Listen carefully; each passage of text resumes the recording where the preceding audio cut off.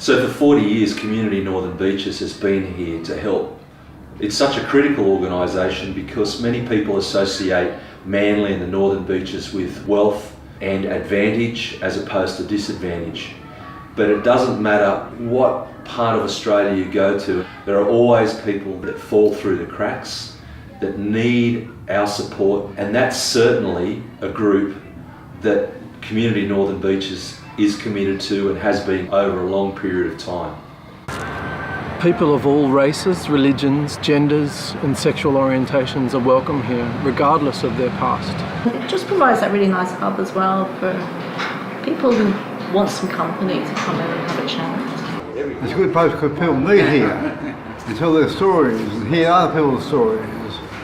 And it's good for socialisation. When you walk through the door, you know that people care about you. We see many, many people facing the effects of isolation.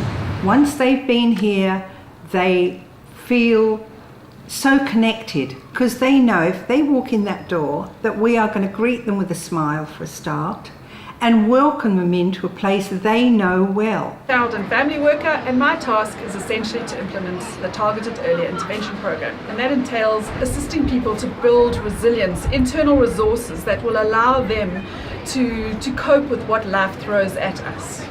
So for example, at one of the local high schools I work on a wellbeing project to prevent those young people becoming disengaged and disaffected. Migrating is not an easy thing because you leave everything behind. And what we do is we try to help them to go through that transition in the best possible way. She will also help me many difficult things she can. I'm Dontup. My job is to reach out to the Tibetan communities so that we can build up connection and help them to integrate into the society. I think he has a little bit time is problem. Otherwise, he always helping people. So one of the things that's really struck me in the time that I've been there is the way that Daniel and Noni take care of clients.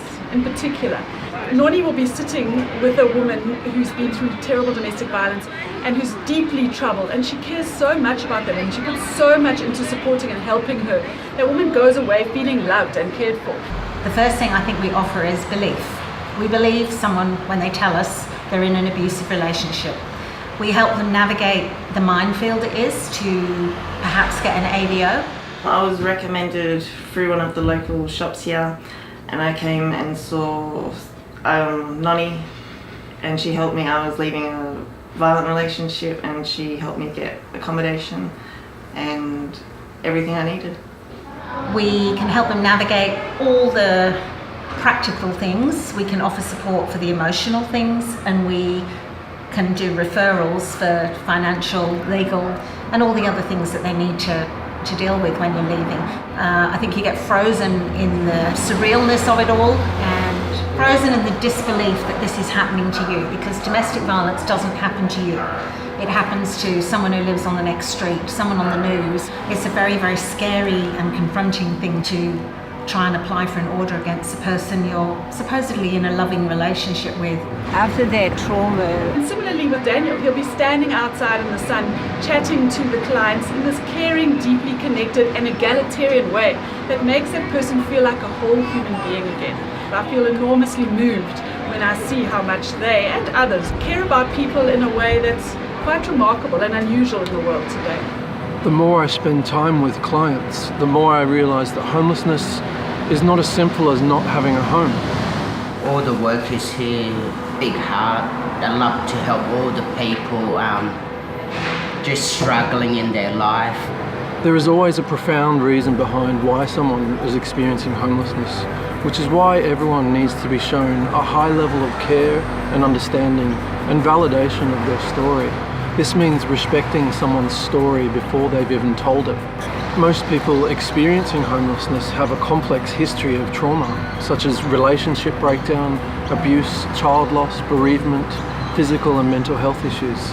Many people carry a lot of shame and feel judged. Social researcher Brené Brown describes shame as the fear of being unworthy of love and belonging. Our hope is that their lives will no longer be dictated by the past, and that we can help them to restore well-being, find solutions, and move forward. When I've been down and out and needed help, I've come to the community centre and they've turned around and helped me. A resilient and healthy community empowers its members. It sees strength in diversity, preserves people from isolation, creates a safety net, and protects the vulnerable.